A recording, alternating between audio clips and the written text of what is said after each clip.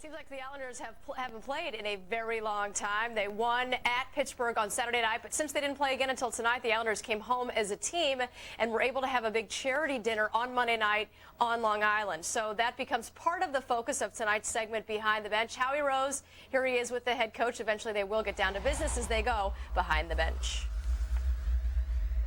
Okay, thanks. We are literally on the bench with Islanders head coach Peter Laviolette, but maybe, just maybe, you want to take a closer look at this guy for a second. Now, to you, he looks like the Islander coach. All of a sudden now, he's Don Rickles after the coach roast the other night. Were you always that funny, or was that stuff scripted? It was, well, it was written down because there's no way I would have remembered it, but we had a great time the other night. You know, the players came up, and you know what? It was a win-win-win for everybody. It was win for the fans, win for the charity. The players had a great time. They kind of went there, I think, dragging their feet a little bit, but they left there saying that it was one of the best events that they've ever been to. So it was a good, positive thing for the New York Islanders, for the community, and most importantly for child abuse and neglect. Now, this may be a reach, but is it cathartic to a point to give the players an opportunity to publicly rip the coach and vice versa? Yeah, well, that was one of my lines. You know, like Mike Milbury needs a special day to do this to me. So, but it was good. The players, they had a great time with it. They gave some good shots. It was all in good fun, and it was just a great event. Really, everybody had a good time, I think, that went there. And we'll make sure everybody gets a sneak peek at this as we move further along tonight. But more pressing issues, such as Ola Kavasha out for another couple of weeks. Did this aggravate an existing injury, or did he re-injure something to the point where he's back to square one? No, he re-aggravated an injury. You know, I don't think he's lost for a long period of time, but we'll miss him probably for the next 4 or 5 games or so. And you know, it was just one of those things that popped up. He came back, he felt good, but the more he skated on that bone chip or the bone problem that he had in his foot, it just seemed to get worse and worse. So they went back in for an MRI. There was a little more damage, and they just decided that it's best to rest it in the short term so that we're not paying in the long term. And he looked pretty good playing with Yashin in Pittsburgh. Yashin wound up getting virtually every other shift. Will that specifically continue tonight? Well, he did play very well. Their line started, I think, in the third period of the Boston game where they started to take control, and they had a real solid game in Pittsburgh. Yash played a lot of minutes. He'll probably see a lot of minutes again tonight. And you know, we'll miss Ole because it seemed like he was coming around. He was getting on top of his game. That line was going well for us. But you know, where there's a hole vacant, it's a chance for somebody to fill it. And now, you know, Matthias Weinhandel gets called up, and he's going to get some minutes and get a chance to show what he can do at a skilled game, a top level line for us. Is part of the plan tonight to try to jump on Florida early as they played last night?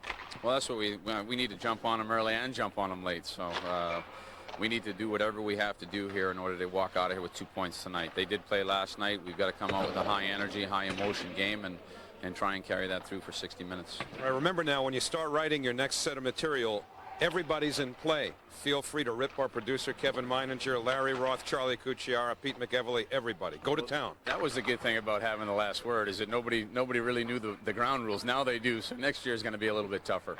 All right, our thanks to Islanders head coach Peter Laviolette. And tomorrow, during the Islanders Tampa Bay game, we will air clips, the stuff we can air, of Peter's performance a couple of nights ago on Long Island. We'll have a whole lot more coming up from the, what is this place called now? The Office Depot Center.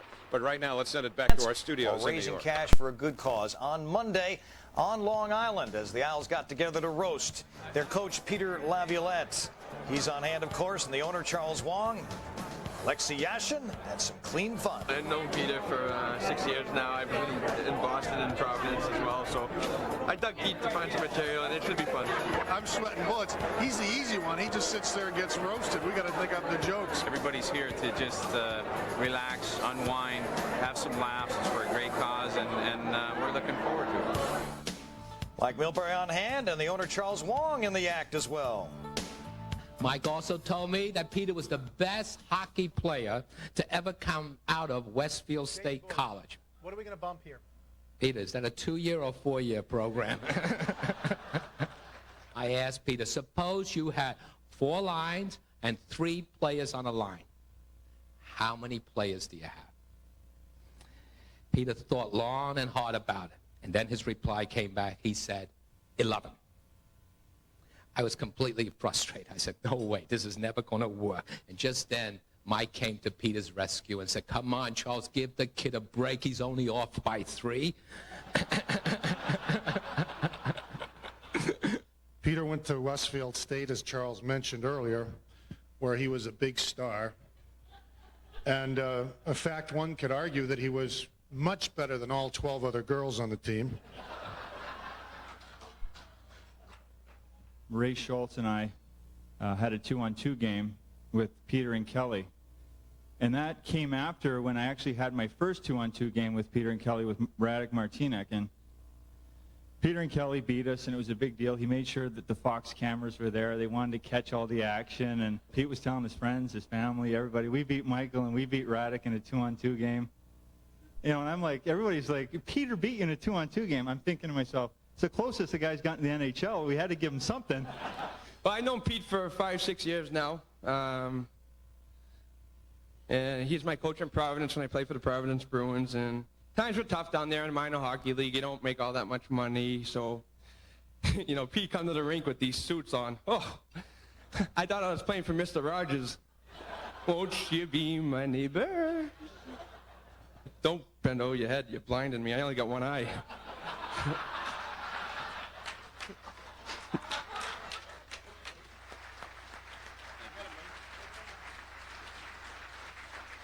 I was talking to my mom and dad last night. They came here tonight, support me like they always do.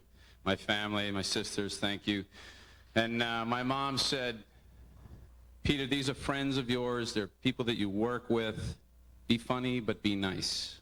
Be funny, but be nice. Nobody else talked to their mom last night, did they? Here's Garth Snow's new mask. It's got some binoculars. Should be able to pick him up just about anywhere on the ice. Jason Blake's Thanksgiving Day outfit.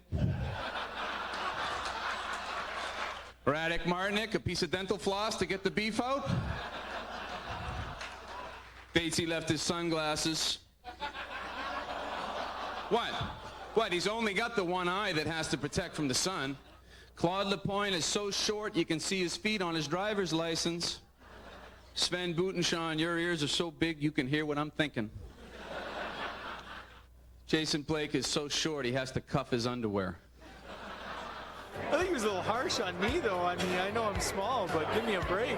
He just fueled the fire for the dressing room talk, and we'll use it and hopefully in a positive way because it was great. The guys are pretty good-natured in general, and we got a pretty close team. So again, it was for a great cause. It raised a lot of money, and that was the main thing.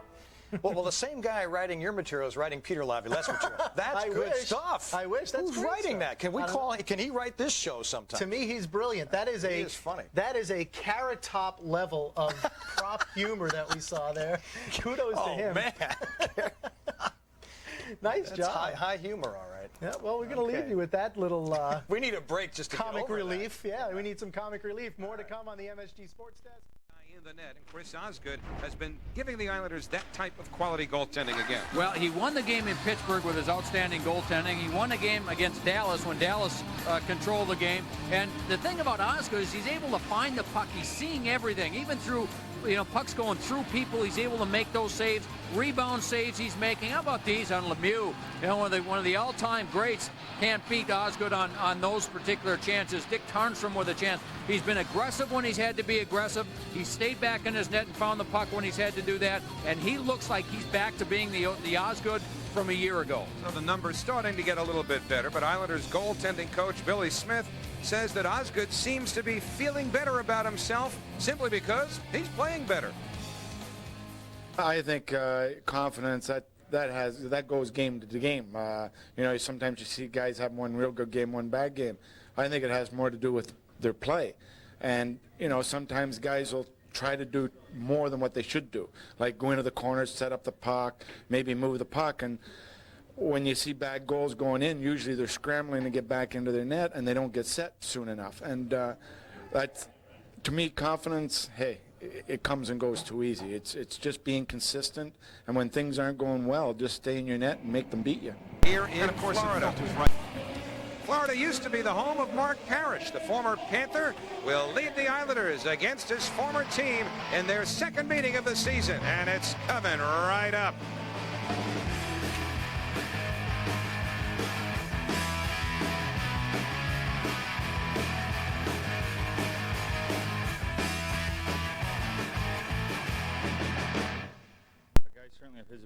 should do it all the time. And I think as a group we've struggled at a lot of points this season, you know, and it's been a lot of different areas. But when a guy like Alexei Yashin, who is our offensive catalyst, leads in a lot of different areas, it really boosts the morale of everybody in here. You know, saying if this guy's going to do it, then we've got to do it. So, you know, that's the snowball effect we're looking for.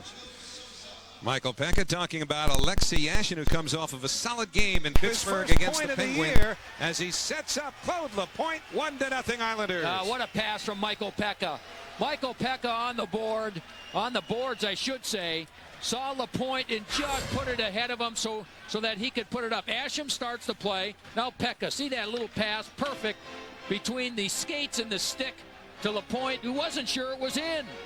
Here it is again, beautiful pass. Lapointe at this point finally sees it goes in, and he's had a lot of good scoring chances. Good for him. He finally finds a way to put it in the net. And the Islanders with a good start to this game. Their first rush, they put it in. Lapointe had gone 11 consecutive games without a point. The last point that he registered was a goal against the Florida Panthers last month at the Coliseum. Islanders won that one 5-3. They lead this one early, 1-0 on the 4th goal of the year for Claude Lapointe. And there's Yashin right back on the ice, this time with Isbister and Winehandle. Dmitry Yushkevich pitches it into the Islanders zone. Eric Cairns couldn't get it up the boards. Matthias Tamander backs him up, winds it around.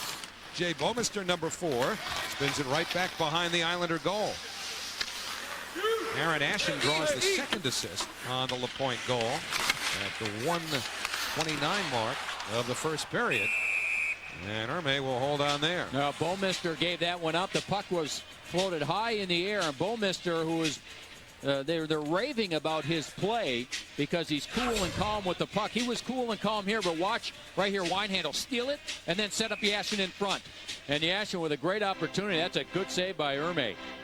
Bouwmeester takes his time. Winehandle gets a stick in the perfect position to intercept and set up Yashin for the chance. Dave Skashin now to Isbister into the Florida zone. Is he driving on Ulanov? He's in. Can't get the shot off as he's taken down. Worrell staying atop of Isbister for the time being. And only now can Isbister get up. Worrell's the one protesting. And Majewski fires one into the glove of Osgood. Protesting what? I don't know. You may need to get the telestrator out of that. Yes. Meantime, Blake was hit hard in center by Ulanov, and then Scatchard went at Ulanov. Instead, he found Ward, and Ward went down in a hurry. Dave Scatchard put Lance Ward down with one punch. Now it's Ulanov, hearing from Jason Weimer. Majewski in the middle of that as well. You know what happened on this play? Blake got hit hard, and Scatchard went to the defense of Blake. And I think what happened to Ward, I think he actually caught a fingernail, it seemed like. It didn't look like he really got punched on the play. Maybe it was a sneak punch that I didn't see. He's cut pretty bad on the play. And he jumped in there, and Scatchard went after Ulanov.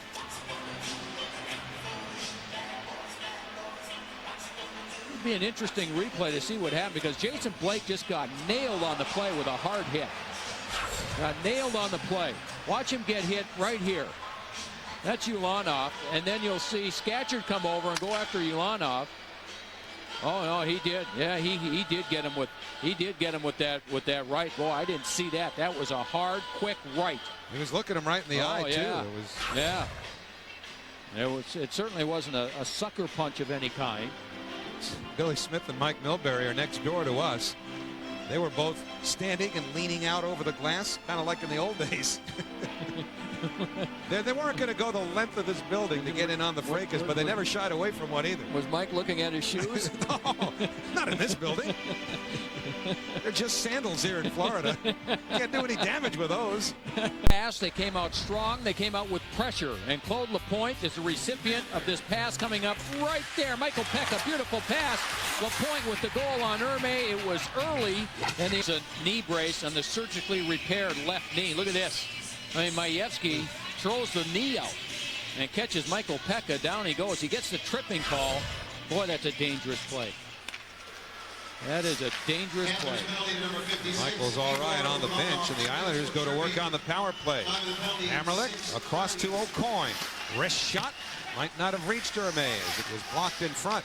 Yashin feeds Hamrlik, keeps it in. Wrist shot, save made, and Parrish floated the rebound just wide.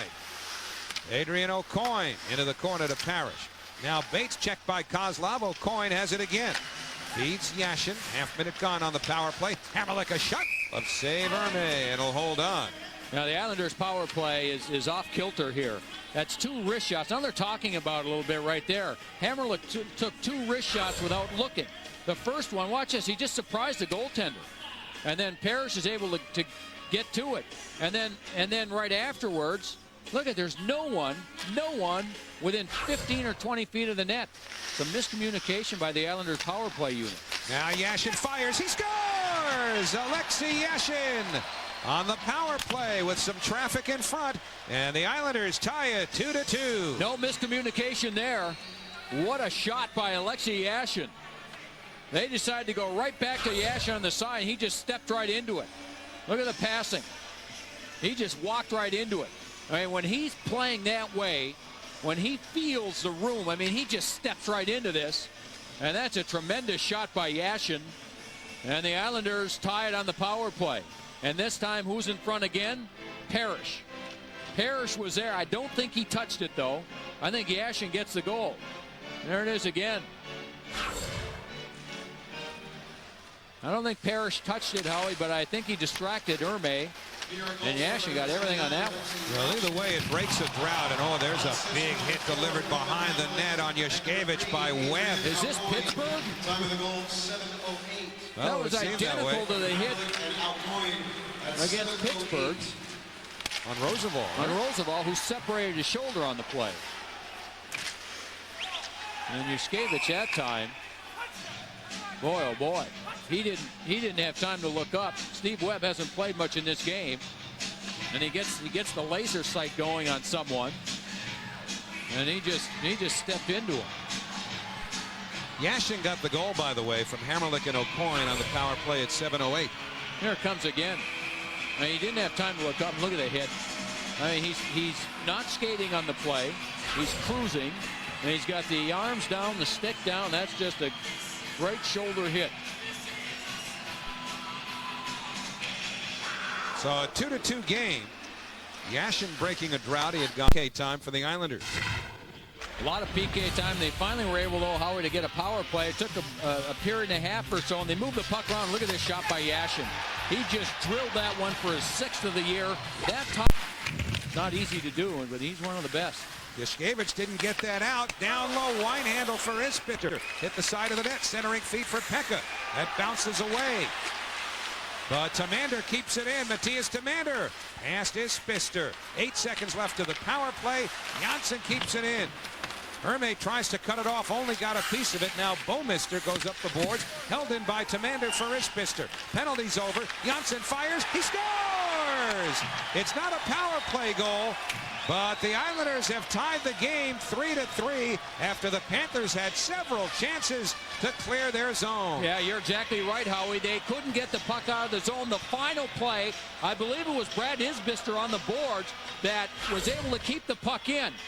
And the play's over here. Isbister keeps it in. And then the pass. What a shot by Kenny Janssen. Perfect. That might have gone post and in. Was the goaltender screen? Well, it was deflected on the way. Hit the forward stick on the way in. And so it changed direction a little bit, and then just inside the post to tie the game. So the Panthers struggling in their own zone, and the Islanders take advantage. Let's go. First period. Islanders go to work in a power play. Yashin with a point shot. Parrish the thought. Mark Parrish, his 5th of the year. Deflects it past Happy Bulin. 2-1 for your New York Islanders. And then the Islanders really step it up. Tamander throws the puck in the net. Oh, that's always a good thing. Never a bad thing. He beats Happy, and it was 3-1 for the Islanders. They keep pressing after that. Mark Parrish, these are some beautiful moves. That's how the stick handlers do it.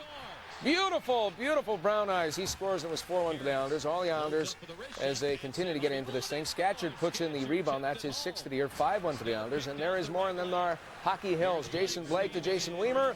The former Calgary Flame takes aim and he fires. And he scores 4 goals in the second period for the Islanders. And that's why they come up on the winning side of the ledger on this night. 7-2 the final. Jason Weimer, you saw his goal. He also had 3 helpers after starting the day with just 2 points overall this season. Jason Weimer, a former Flame, tonight he is glad to be a current. Well, you know what, it was the kind of night where Jason Blake is probably going to think and remember and wish that he can have nights like this every night, don't you think, Joe? He was having a lot of fun out there, and for someone that scores like that in a game like this, that deserves it, Jason Blake is the one. He's a guy who works very hard, and shift after shift, he's always doing something either of a physical nature or getting to loose pucks and setting up opportunities. But Jason, now it's your hands that are starting to tell a story. 2 goals, 2 assists. Statistically, it's certainly the night of your NHL career. Is it the night that separates all other nights for you as a player?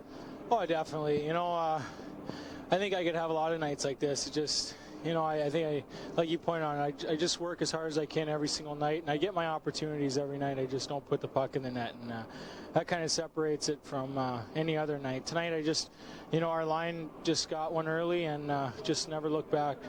Jason, was this a game where you look back to the previous games and your line had done so many good things? Were you talking amongst yourselves that, hey, let's keep plugging away, we can score, we're not just a defensive-minded line? Right. I mean, last night in Florida we played very well, and I think as a whole it just we had a couple 2-on-1s and we just never got it back, and tonight we just got a couple right off the bat and never, like I said, never looked back. I mean, our line I thought played well last night, but we just didn't get the breaks, and that's how it is in the NHL. Jason, are you doing anything differently as a line? Because it looked like the way you're moving the puck and you're shooting the puck every chance you get. I mean, was there a verbal discussion about what you need to do as a line to try and start scoring? I think, no, not really. I think, like I said, last night we played well. It didn't happen for us. Our goal is to, play good, solid defense, try to not make mistakes. And, I think with my speed, Dave's shot, and, Weems is so strong against the boards, it's just a good mix. And if we get it down in the opponent's zone, we can dominate down low and hopefully chip in a few here and there. And tonight, it just went our way. It was just it was a good team win, and we got to look forward to New York on Saturday. And for you as an individual, you've played center before, you've played left wing, of course, which is natural to you. But what about playing the right side? Is that somehow more to your liking? Well, not really. I mean, I'll play wherever Peter wants me to play. I played with pretty much everyone on the team, and where he wants me to play, I'll play. It is nice to come off your off wing and shoot the puck and, hopefully create something, pull up and make a play here or there. But, I'm adjusting. It's a little tougher coming back playing defense. You always want to go to the left side. But, it's worked out so far, and hopefully we can keep it going. You could tell us, by the way, you were hiding on the ice on that last shift, making sure that Peter didn't take you to the bench, right? We saw you. Well, honestly, I think Kelly thought I already had the hat trick, but I mean, I don't know what he was watching, but no, you know what? Well, he was a defensive-minded forward exactly. too. Right. No, I just, you're up so much, and we had just a great team effort. Snowy played well, all the defensemen played well, all the forwards. Steve Webb played great tonight, drew a couple penalties, and when you get an opportunity, it doesn't happen very often with me that, you can try to get a 3-goal game in the NHL. So, it was nice of him to let me out there, but we got scored on at the end, so that wasn't too great. But, hopefully it'll be another day. All right, Jason, congratulations on your best NHL performance. Thanks, guys. All right, that's Jason Blake of the Islanders. And, guys, one of those dream nights for him in particular, and really for the Islanders, not only their biggest and best game of the year, biggest in terms of the disparity in the goals, but I think they now as a team, we can pretty confidently say, feel the best about themselves they have at any time since training camp.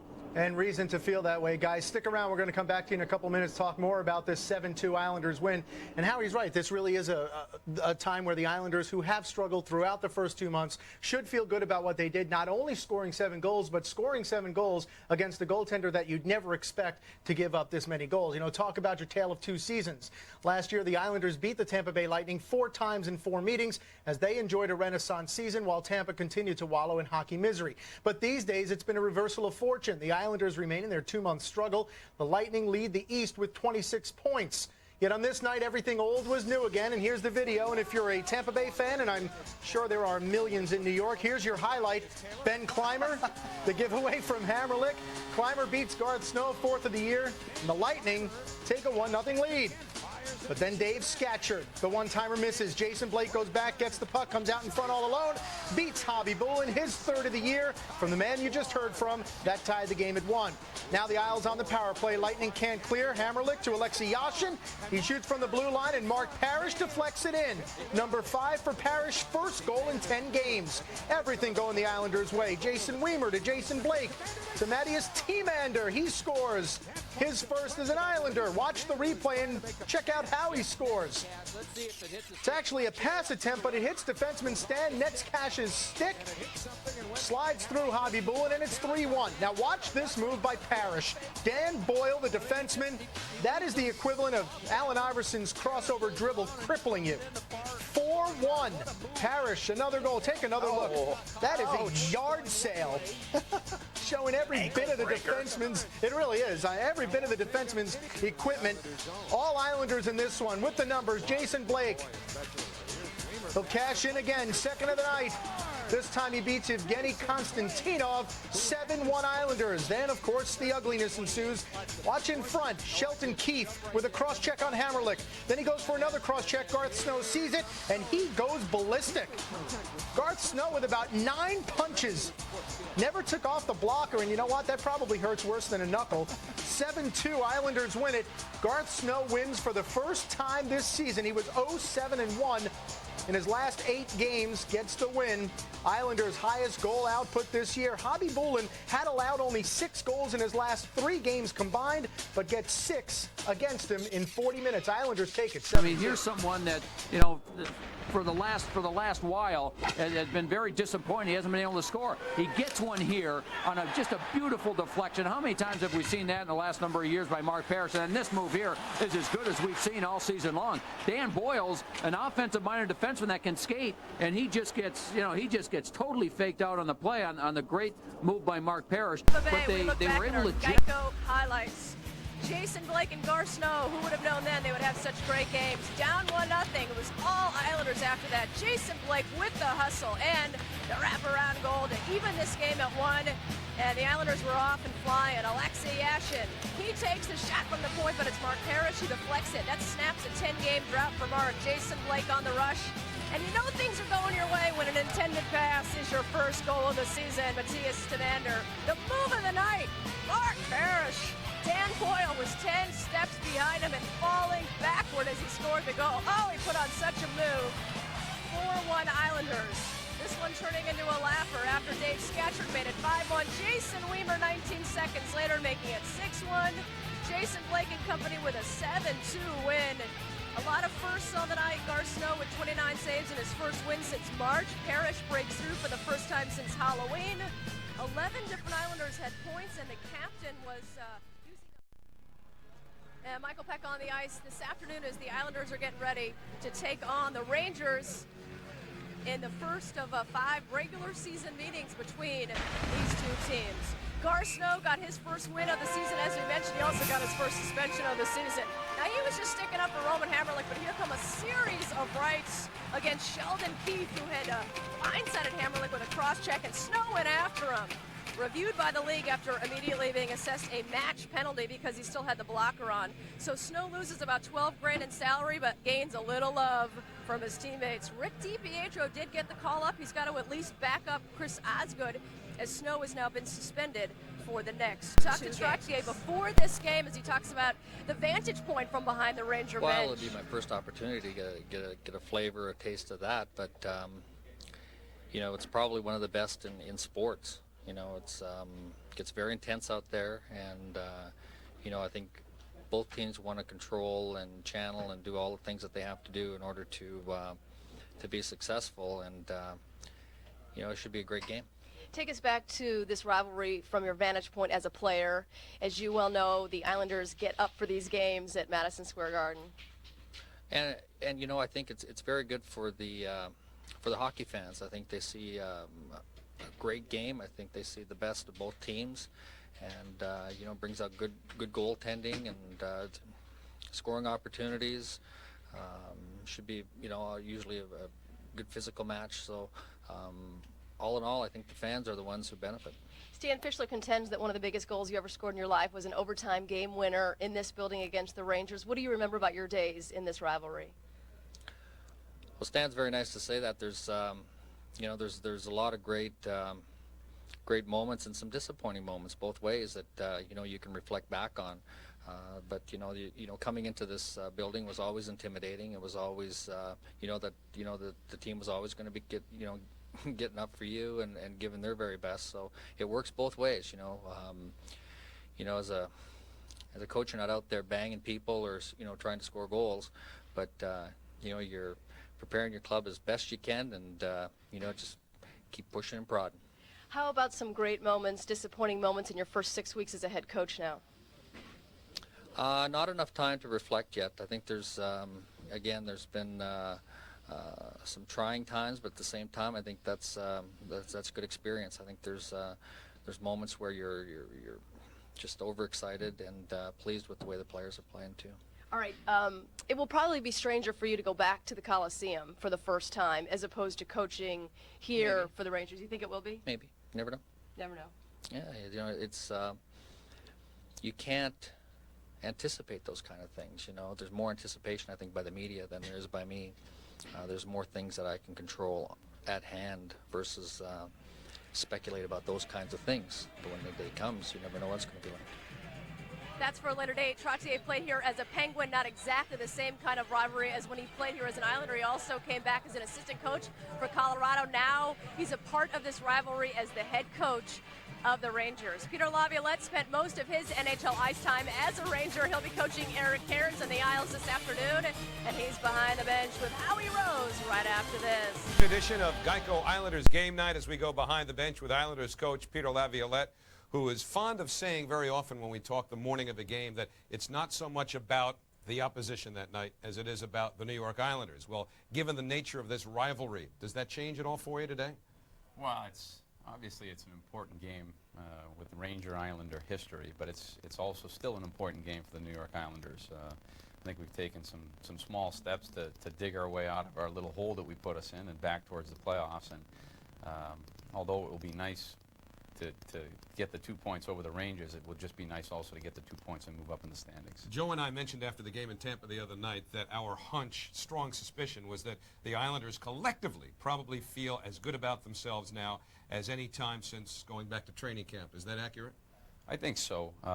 You know, we tried to, I think it goes back to the Pittsburgh game. We tried to have a positive, competitive practice that got guys upbeat and up-tempo, and I think it kind of started there in Pittsburgh. And you know, there were some meetings with some of the core guys, the people that we were going to put more pressure on, I think, to be successful. And you know, they went out and got a win in Pittsburgh and played real well down in Florida in both games. And you know, we started to dig our way out of this. But you know, with that upbeat atmosphere and a good environment in the locker room, you have to keep winning, you have to keep being successful. So tonight will be another test for that. And it's interesting the way the season has evolved for really both of your teams, because there's a parallel in so much as you're both playing your best hockey of the year right now.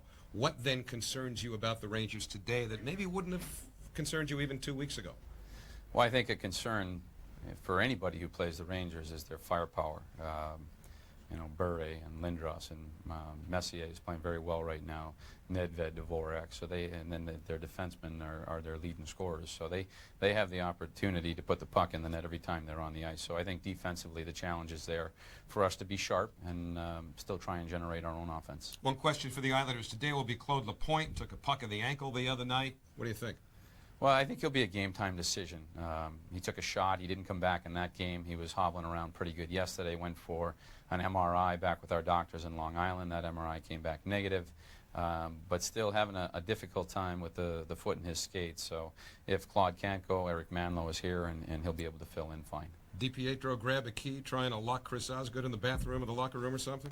No, he's you got to give Rick credit. He's been in good spirits from day one at training camp. He understands what's going on, and to his credit, he's been the best goaltender in the American Hockey League. He had another great performance last night. He stopped 29 out of 30, and I think in his last 10 games, he's got a 1.2 or 1.3 goals against average and a 960 save percentage. So he's playing real well right now, which is a positive for the organization. It's good to get him up here and get him on the bench for a couple games. But it will be Chris Osgood in goal for the Islanders this afternoon. First meeting of the year between the Rangers and the Islanders. We've got it for you right here on Fox Ramp away, Sports and the Net. Islanders will try to carry over some momentum from that 7-goal performance. It is the first meeting of the year between these bitter rivals, the Islanders and Rangers, and we'll have it for you next on Fox Sports Net. We'll know in the next few hours, but last year got downright nasty. And it wasn't just one game. I mean, this was early at the Coliseum on a goal that was scored. Remember that guy, Steve McKenna? He's not there anymore. That man is Sandy McCarthy. He's still with the team. Still not sure exactly what his role is.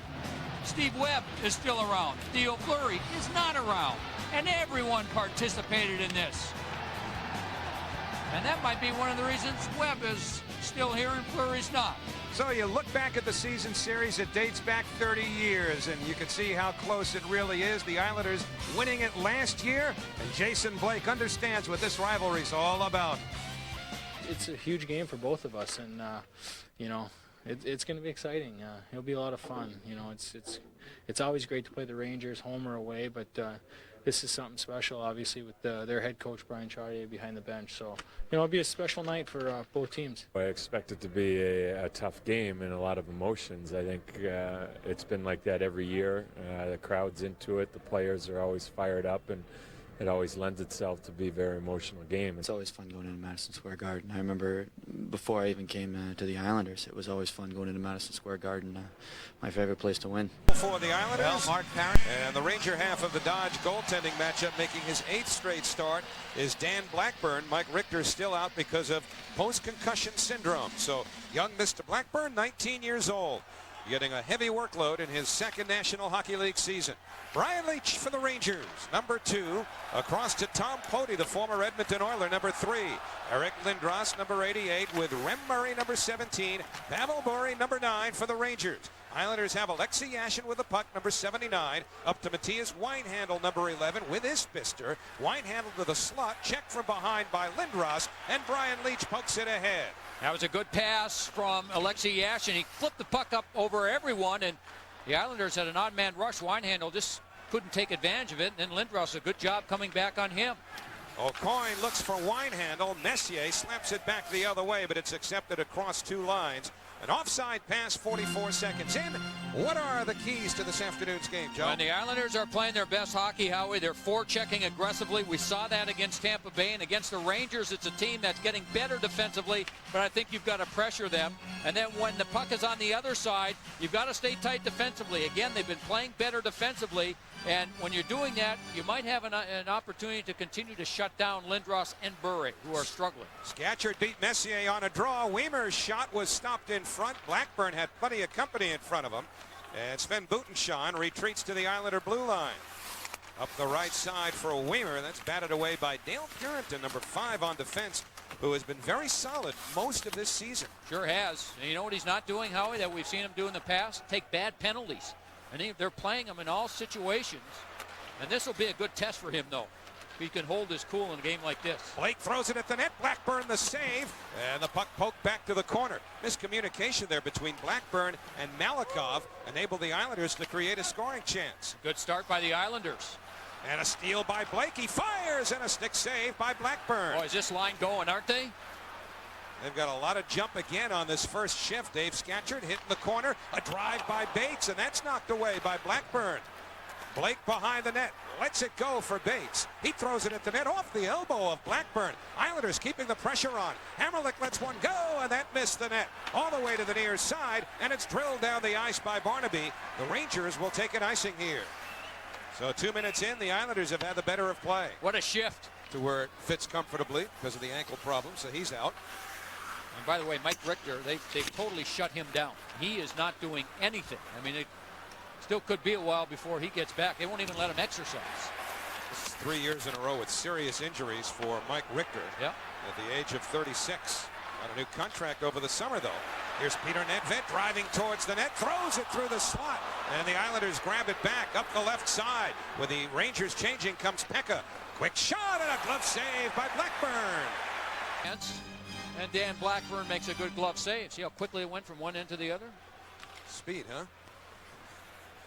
From the draw, the puck ends up behind the net. Lindros being tied up by Manlow. Now Asham tries to wheel it back to the net. And Karam's away. And Webb comes back for it.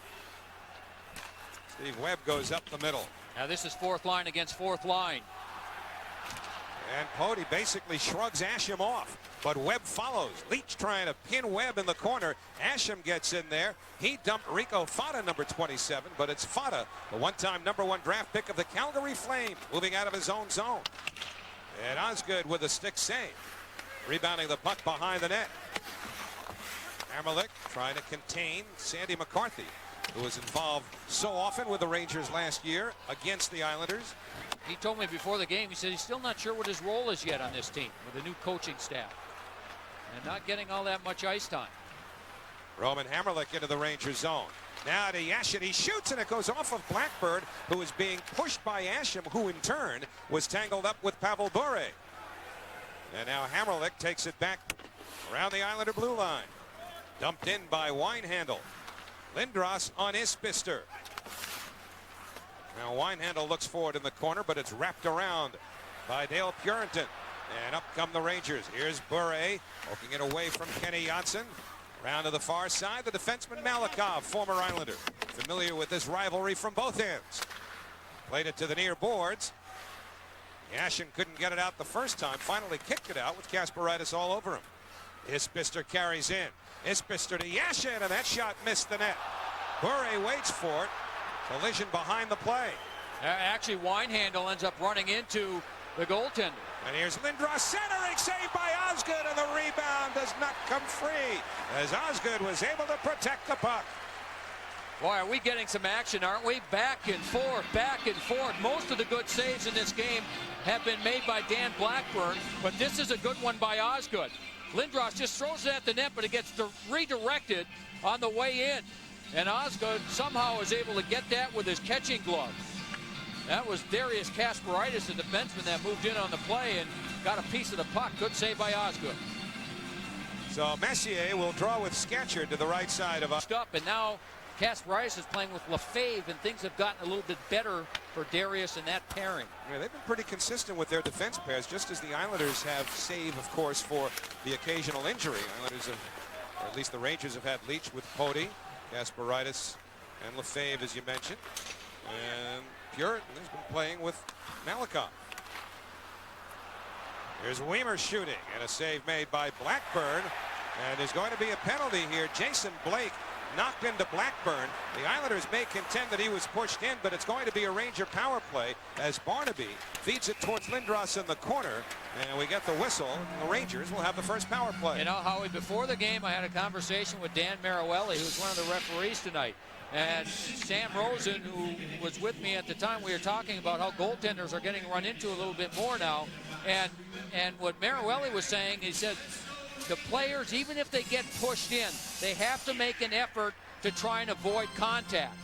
And according to that right there, they're not saying Jason Blake made enough of an effort to avoid contact with the goaltender. So even if you get pushed, try not to hit the goaltender. If you do that, you won't get one called against you. That seems like an awfully difficult thing to do when you've got a guy leaning into you, stick perhaps between your legs. Sure. Pushing you towards the goaltender. How do you control it? In a lot of cases, it's like the referee is trying to determine if someone is taking a dive or whether they actually were pulled down or tripped down or whatever. It's a difficult thing to call. So the Rangers to the power play, driven in by Brian Leetch. Rangers have Leetch and Pody as the point men. And the Islanders get it out of there and will change on the move. Well, an interesting combination here. The Ranger power play has been terrible. 4 for their last 57 over their last 12 games. And the Islanders penalty killing, as we've talked about, has had a difficult time this year also. Who's going to win out? Well, right now the Rangers operating in the Islanders zone as Dvorak feeds Leetch at the point. Brian Leetch let it go. It was blocked by the stick of Manlow. Ups down behind the net. Winehandle hemmed in by Bure.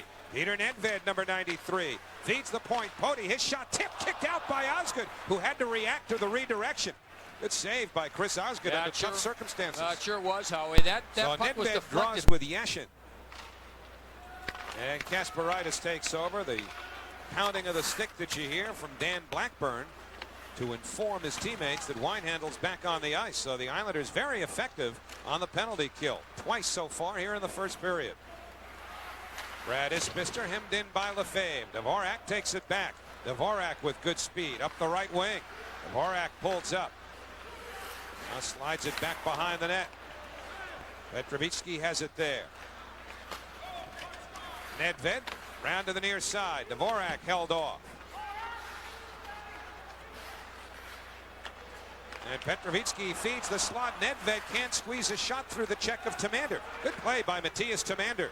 And Isbister heads up ice for the Islanders. Into the Ranger zone. Isbister waits for help. Hits the trailer Hammerlick. Now to Butenschon, but that shot's blocked. Butenschon the only one back for now. And here's the lead pass for Bure. Pavel Bure, a backhander and a save by Osgood. Lindros, by the way, just dumped Jason Blake, and Blake is hurt. Lindros brings the puck to the Islander line. 7 seconds to go in the period. Lindros still going, unable to power his way any further due to the work of O'Coin. Good job by Adrian O'Coin, but as the period ends, concern for Jason Blake. He was hit hard more than once during this first period by Eric Lindros. And he got up, how he was hit in the far corner and was able to get up and try to stay in the play. And he eventually, as soon as the buzzer went to end the period, Jason Blake went to the ice. He was in all kinds of difficulty that started down in the corner in the Rangers' end and ends up at the blue line at his end. Here he comes. He tries to hit Lindros. I wonder if it wasn't the stick of Lindros who saw him coming. Let's see again. Let's see if he gets a stick. Or maybe it was just the fact that you've got a 180-pound player try and hit somebody that's 245. One period in the books here at Madison Square Garden. No score. Our BMW show is coming up. Kasparaitis going to the front of the net. Good save by Osgood. There's one that just goes off the post on the redirection. And then Pavel Bure has a chance on the backhand. And again, Chris Osgood with a right pad save. Jason Blake was all over the ice. And right at the end, that attempted hit on Eric Lindros, he went down. He might have run right into the stick. We'll get another look at it. As here comes Lindros, looks up, and let's see if he gets the. Looks like he might have got the stick a little bit. I think it was just the fact that a little man tried to hit a big man and had the wind knocked out of him. And so Blake at the end of the period was on that receiving end of a Lindros hit. And it's scoreless going into the second.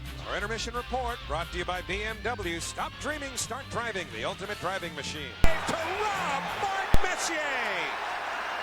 That was a long shift by Eric Cairns. He was just simply out of gas. He's still on the ice, just trying to catch his breath. He couldn't get off. It's a long change. The Islanders guilty of a couple of turnovers. Here's the other chance person. Look at Nedved.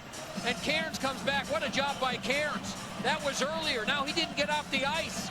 And Messier was able to get a step on him because Cairns just couldn't keep up with him. And what a save by Osgood. Messier with the best chance of the game thus far for the Rangers. Comes in. Cairns still. But it's cleared out of the zone by Petrovitsky. Now, so far this game, the penalty killing for both teams has been excellent. Tamander. Pardon me, Howie. At one point in this game, the Islanders were out shooting the Rangers 9-3. But since then, the Rangers have gone ahead in that department 14-13. Worked around by Melikov and out of the zone. Chasing after it, the speedy Dvorak. Osgood's out. Dvorak to the slot, but Messier couldn't snap it through Janssen. And back comes Sketcher for the Islanders, but it's an offside pass. Osgood was way out of position, but the Rangers don't control. Now for Bure in the corner. Brad Isbister trying to get loose of Bure. He does, and he slapped it right off of Blackburn. O'Coin fires one from a sharp angle, and that missed the net. Janssen tries to hold it in. Lindros holds on to Janssen. And the puck sits at the blue line until it's finally pinned to the boards with 5:57 remaining in the second period. It's down. And Kenny Janssen, if he would have decided to hit Eric Lindros, he could have laid him out right there. You know, and how you talked about the play Pekka made in the first period. I think Eric Lindros is skating with his head down. Remember when he did that a few years ago, and he was in the habit of doing that? And Scott Stevens with the hit. I mean, if that would have been any type of physical defenseman that would have stepped up for the hit as opposed to playing the puck, Kenny Janssen got out of the way to play the puck. If it was anybody else, they could have laid him out. Which begs the question: as a defenseman, do you always know who the opposing player is? And this is obviously Kasparaitis and Parrish just a moment ago, and Kasper laughs as somebody said on the bench.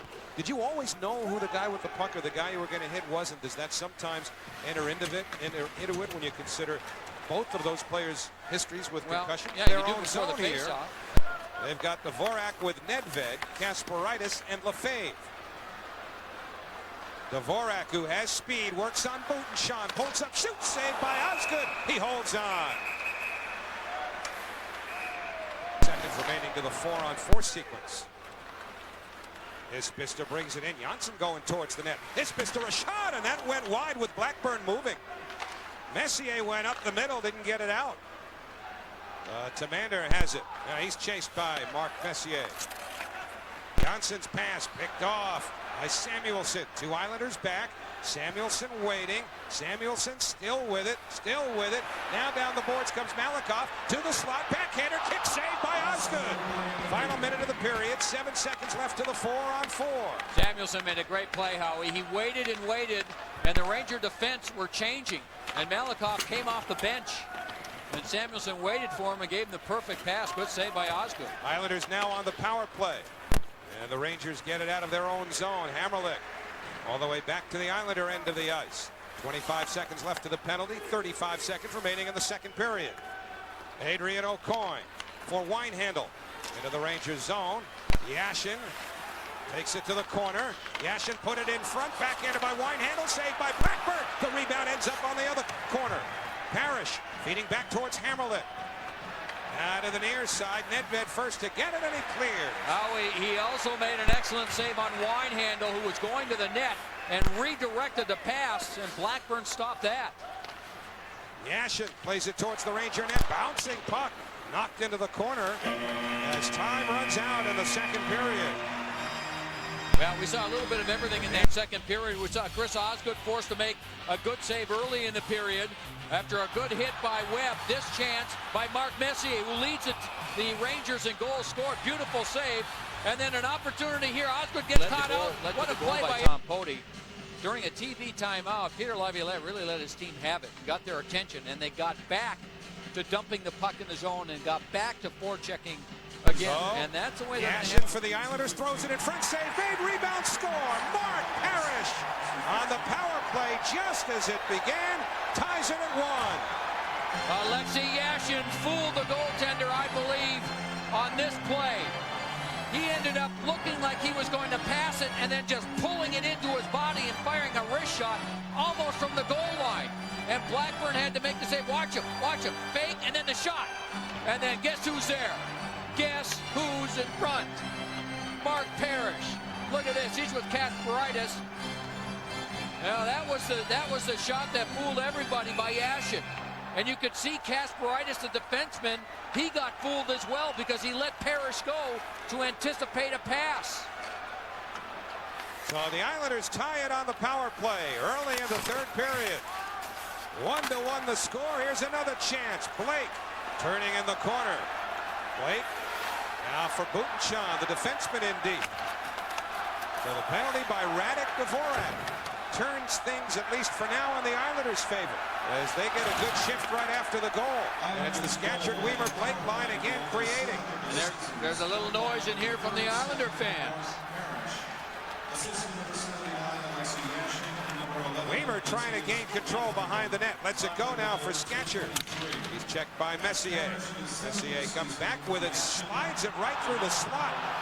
And Blake went down as he came together with Malikov, trying to draw a penalty with Malikov. He's getting a piece of Blake. Howie, there hasn't been a defensive pair or a line for the Rangers that have been able to control the Scatchard line in this game. Yashin and Winehandle got the assists. 5-game point streak now for Alexei Yashin. 2:23 the time of the power play goal that ties the game. Now Winehandle back to the Ranger line. Matthias Winehandle feeds the slot. Broken up as Isbister was turned around, and here comes Bure. Pavel Bure into the Islanders zone. Kasparaitis joins the play, but he was being tugged all the way down by Isbister.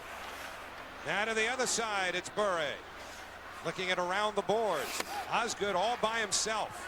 So first Lindros and then Murray. Pay some attention as it's sent around to Winehandle. Isbister driving, backhands, a save made. Isbister powered straight to the net. Murray trying to clear. Good pressure by the Islanders again, that time from Yashin and Winehandle. Isbister throws it in front. Now Karam's back to Yashin. Leach taking him. Yashin working on Leach again. Yashin using his strength.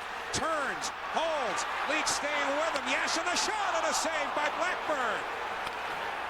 Now Winehandle again. Hammerlick in deep. Winehandle left it behind the net, picked off by Murray of the Rangers, and he just gets rid of it. Domination by the Islanders. I mean domination. They're getting the puck in deep in the Rangers zone. The Rangers can't clear it out. There's another one thrown in. Puritan tied up by Parrish, and the puck protected by Blackburn. They've had plenty of chances.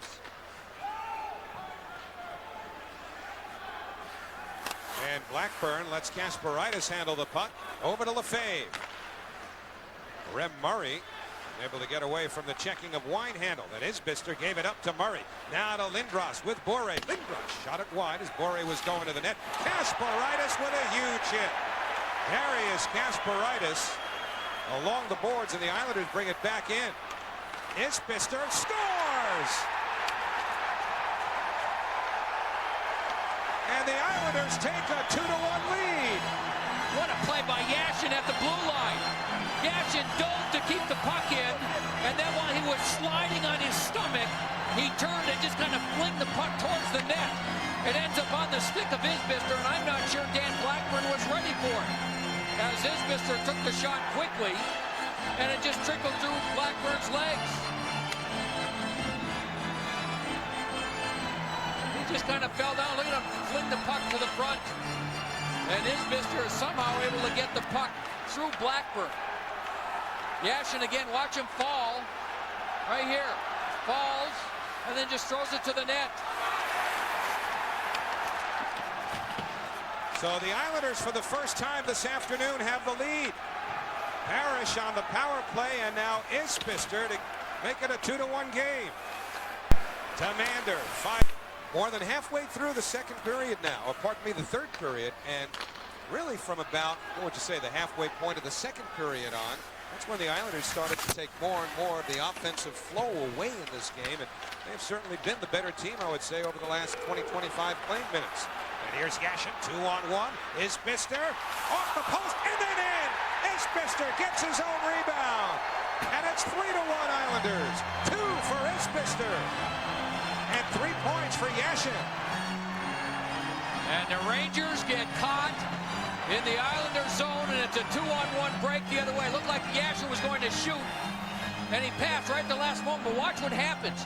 It hits the skate and then off the post, right there. Off the post, and Isbister stayed with it. Give him credit. He turned his body to stay with it. Watch him turn his body right there, and then stay with it so that he's on his forehand to put it in. And it's a 3-1 Islander lead. The Rangers turn the puck over, and the Yashin line scores versus the Lindros line to make it a 3-1 game. Islanders get it deep. Odie winds it around. And now to Mander at the red line.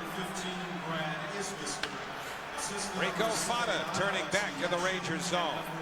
So Yashin not only extends his point streak to 5, he's had the Rangers zone. Swept away by Malikov. Pavel Bure moved it out to center. Barnaby tried to move up ice, lost the handle. Islanders dump it back in. You see who broke it up? Jason Blake broke it up at the red line, and he had 3 Rangers in front of him. He dumped the puck in, and yet he was the first one to go get it. Bure put it behind Barnaby. And there was Blake on Barnaby. Sometimes you wonder if there's 3 Jason Blakes. I'm telling you, he's playing better tonight than he did in the Tampa Bay game, or I should say today, than he did in the Tampa Bay game where he had 4 points, including 2 goals. Every shift, he's been the most noticeable player on the ice. And time becoming the ally of the Islanders now. Just 7.5 remaining in the third. Quiet in here, isn't it? Not only is it quiet in here, but I think I've heard more Islander fans reacting to Islander goals in this building this afternoon than perhaps at any other time. Now, we didn't do the games in here last year, and I heard similar things. But to experience it firsthand has been different today, as opposed to prior games in this building that I've seen anyway between these teams. Good point. Tom Poti drops it back for Leach. That's scooped up by Osgood. And Isbister with Yashin breaking to the hole. So Isbister now looking for 3 towards the net. Got it to the net. Blackburn stopped it. Yashin takes it back. Now Parrish will keep it deep for a moment till Poti find Leach in the other corner. Now Isbister got mad early in this period, and now every shift he's really skating. Right now, so is Bates to the Ranger line. Bates throws it at the net, and Blackburn holds on. Third, 6-26. Killing that penalty almost effortlessly. Yeah. The Rangers power play units don't move much. There's a lot of standing around, and if you stand around on the power play, you don't move your feet, you don't move the puck. If you're a penalty killer, it can make you look very, very good and make your job easy. And for a penalty-killing unit like the Islanders that have struggled this season, they have dominated in that area of special teams tonight. Today, I should say. Roman Hamrlik plays it in. And the game day winding towards night with 3:14 remaining. Lefebvre to the far corner. The Karam to Barnaby.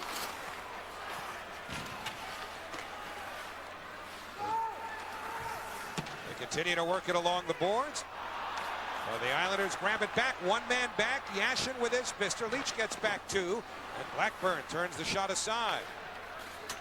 Odie outmuscles Isbister. And now Barnaby to the Islander line for Messier. He's surrounded, gets some help, throws it into the corner. Now the Islanders should be able to come up with an odd man rush, a 2-on-1 or so here in the final minutes if they just play solid defensive hockey, because the Rangers, every shift now, especially with Leach and Poti, they're going to go. They need goals. Lindros played it along the boards. Pekka just scoops it out of the zone. Then it comes back to him, and he gets it out.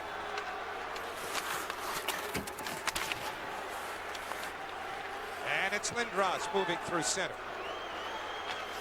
It's dumped in by Samuelson. And we're down to the final 2 minutes of the third period.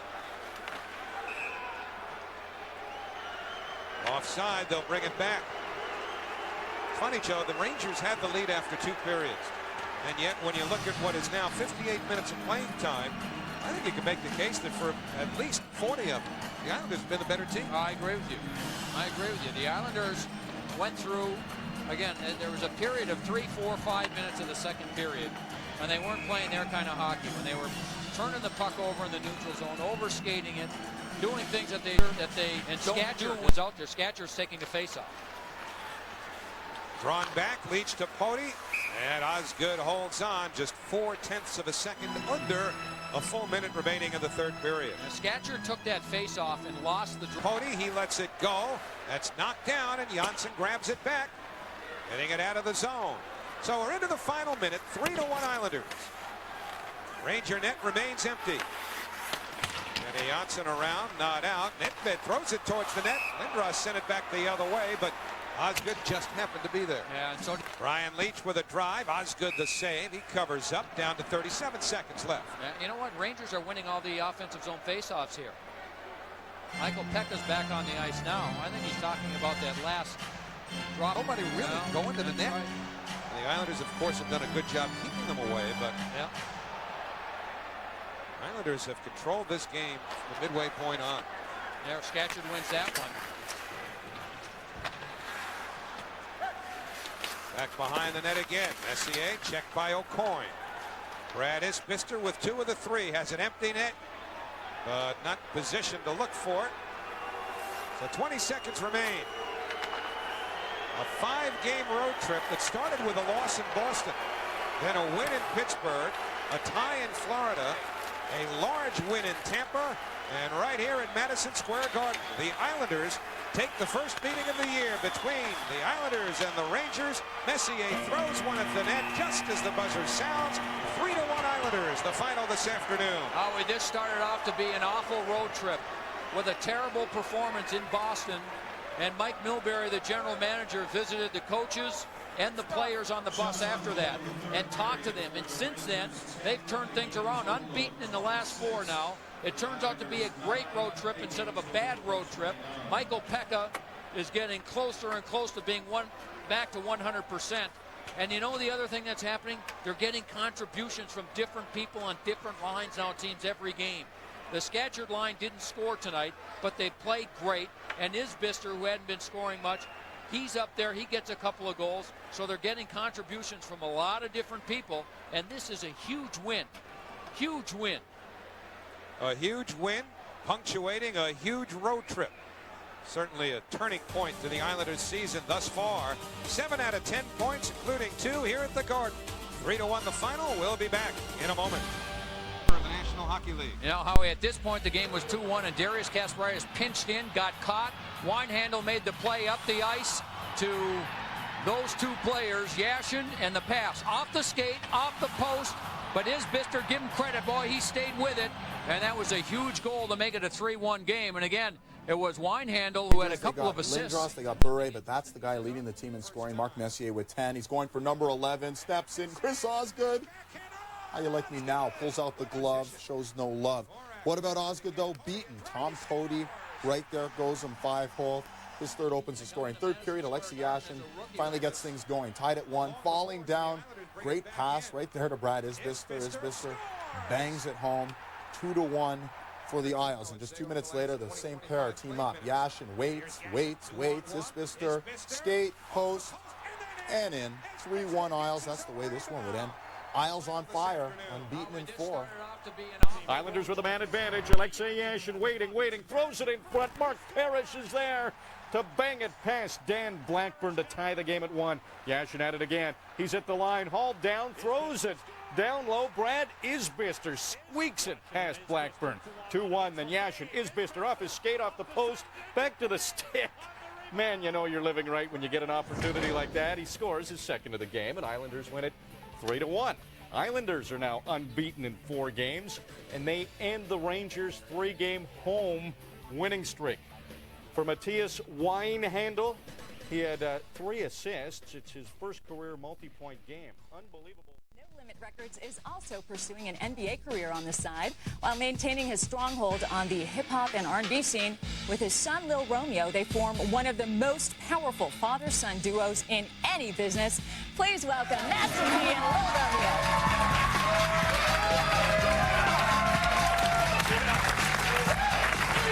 Great to be there again, man. Appreciate it. Hey, buddy.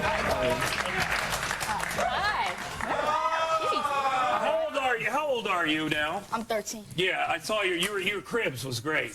Thanks. That was awesome. You know, it's nice to see a father and son doing something together besides beating up a first base coach. I just want to say that. You know, we had that scene there.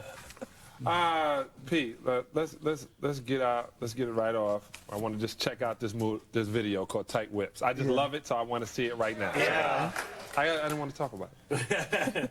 Leon Spinks here. I'm gonna tell y'all, this is not a football. You can't kick this. You can't run this here. You gotta shoot it and put it in the basket. All right, so check this out. I'm the referee, or the Grim Reaper, and heads, tails. All right. Heads, ball to you. All right, let's do it, man. Let's do it. Out court. Give me the ball, man. Oh, man. The game is 2-2. You guys got 1.5. No. Right there. Oh, come on, Joe.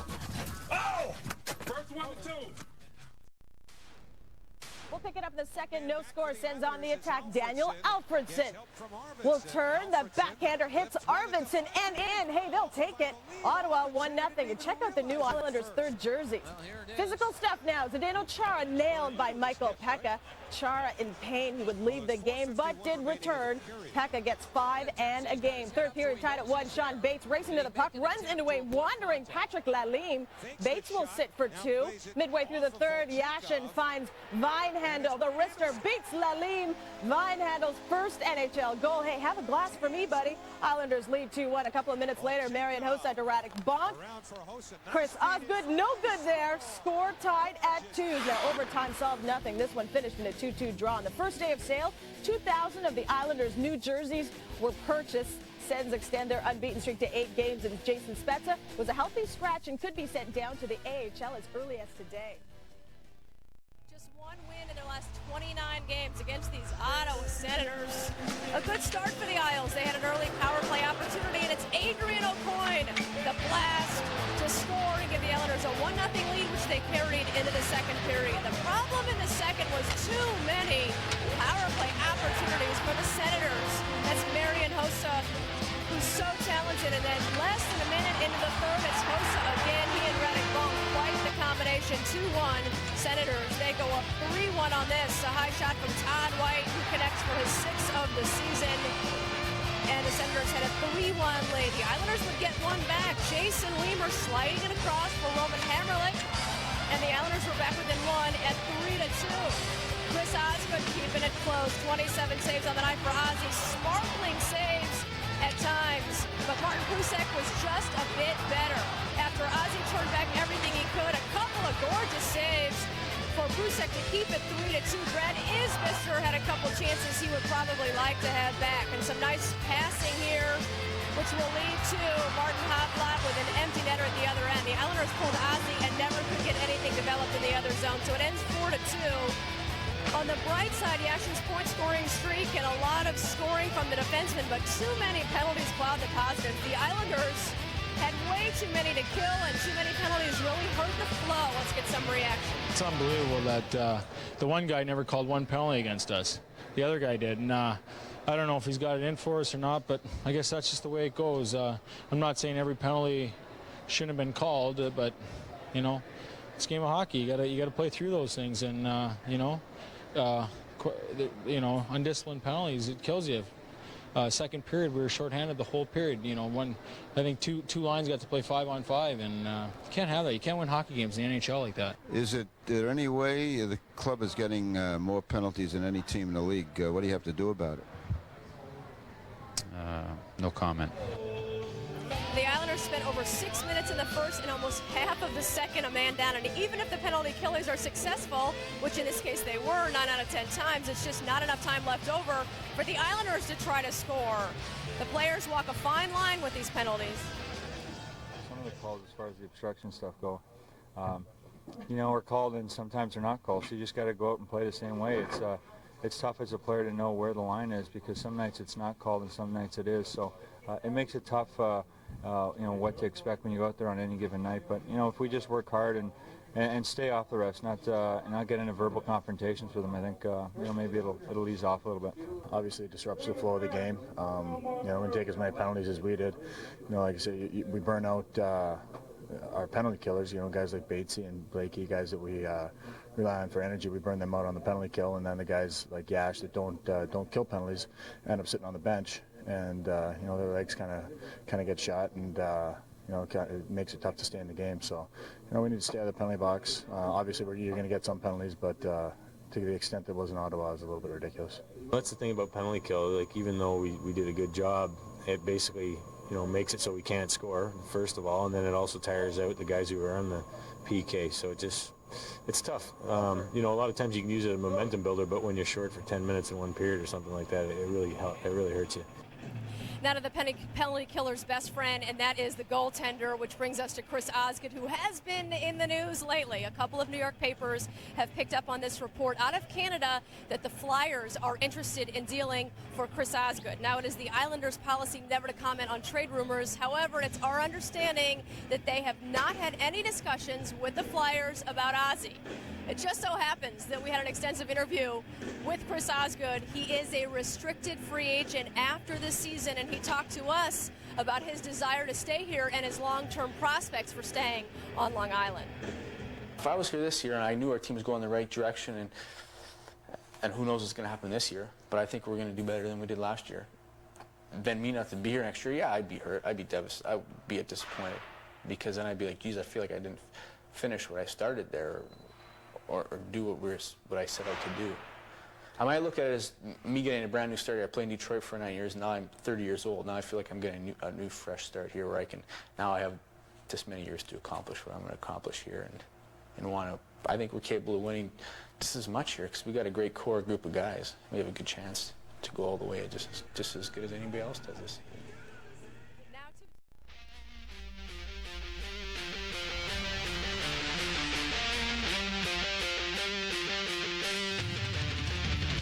Number 10, Michael Peca with his first assist of the season. It's a helper to Claude Lapointe.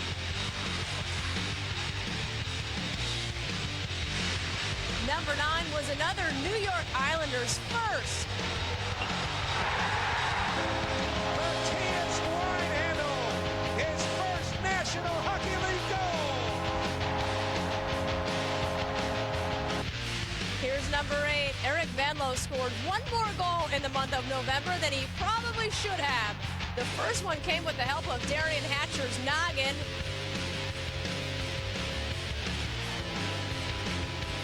And then against Ottawa at home, the bouncing puck, it never does go in, but Venlo got credit for the goal.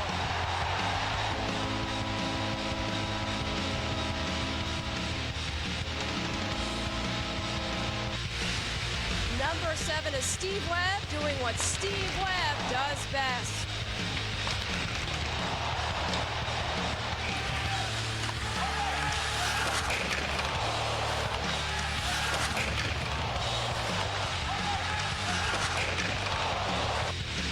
Crunching hits, number 6, Sean Bates, short-handed.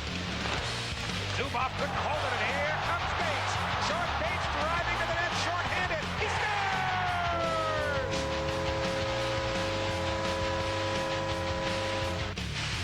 Number 5, Chris Osgood against the Edmonton Oilers.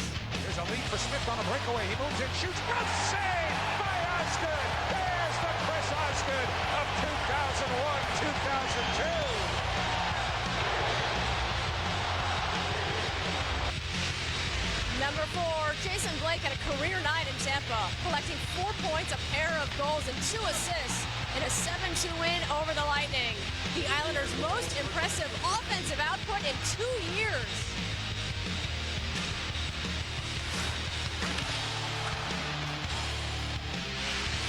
Number 3, Chris Osgood denying the great Mario Lemieux not once but twice on the doorstep.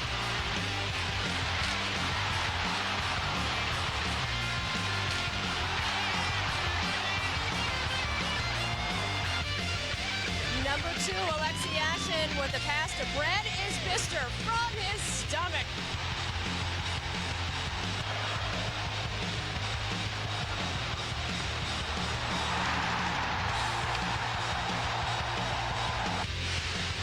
And the number 1 moment from the month of November, Mark Parrish. Parrish goes wide, driving to the net. He's in, he shoots, he scores! What a rush by Mark Parrish!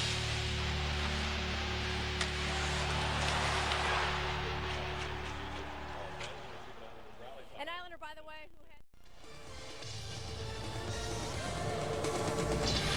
It's a special night at the Coliseum, and we'll bring it to you tonight on Fox Sports Net. The Gilies bobblehead dolls are here, and so is the hottest team in the National National Hockey League, the Vancouver Canucks. A critical test for the Islanders coming up tonight. Clark Gilies into the Hall of Fame now and honored by the Islanders tonight as they welcome the Vancouver Canucks, who have won a franchise-best 10 straight games. And their fans for being inducted into the Hall of Fame in November. The ultimate power forward. He still ranks 4th on the Islanders' all-time list for games played, goals, assists, and points, and the greatest list of them all, a part of 4 Stanley Cup championship teams. He did have his number raised to the rafters. He did have a night here at the Coliseum. He was inducted into the Hall of Fame, and now he's got a bobblehead doll, so he has arrived. And he has arrived here at the Coliseum as we go to number 9, Clark Gilies.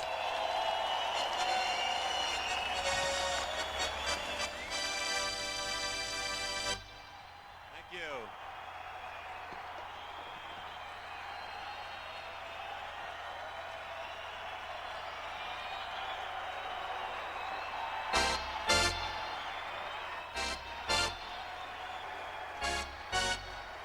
Thank you all very much.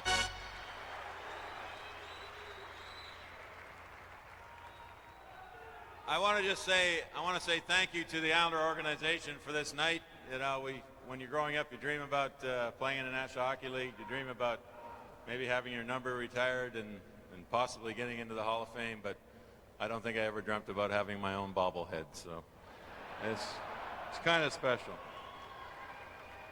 I just want you all to know that you heard my speech up on the screen earlier on, and that I truly was thinking of my whole career, and certainly you fans are a big part of that, and I appreciate your support for me over all those years. Thank you.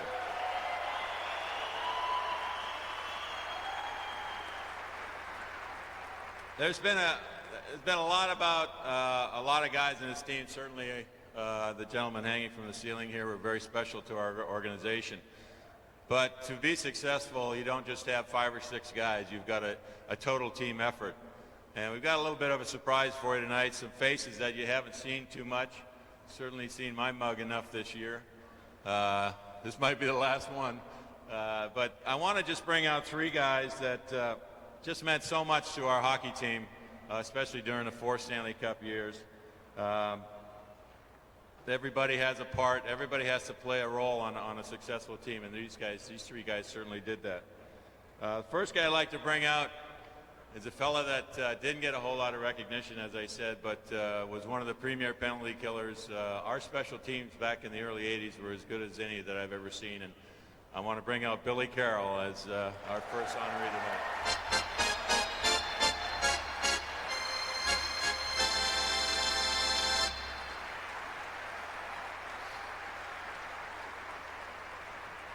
The next guy you will recognize as one of the biggest disturbers that ever lived.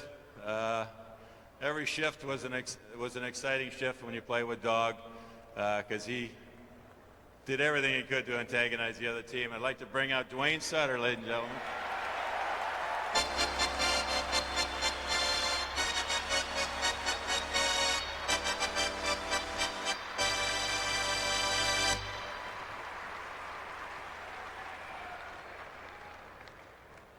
And another man that I was fortunate enough to play junior against, play a little baseball with him. We all know him as probably the fastest guy that I've ever seen put on a pair of skates. You remember the goal he scored against the Rangers in the '84 playoffs when he went from one end to the other, slipped it through above his legs and tucked it in the corner. Ladies and gentlemen, Bobby Bourne.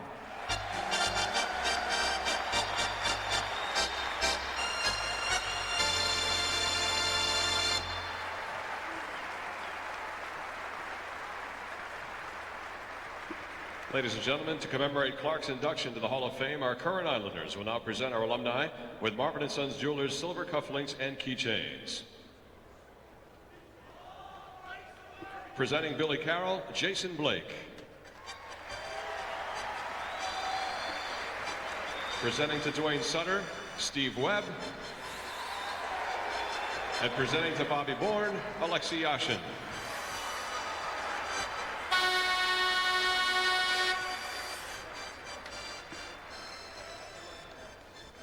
And presenting Clark with a Concord watch inscribed HOF 2002, Bob Zuckerman of Marvin & Sons, and Islanders captain, number 27, Michael Pekka.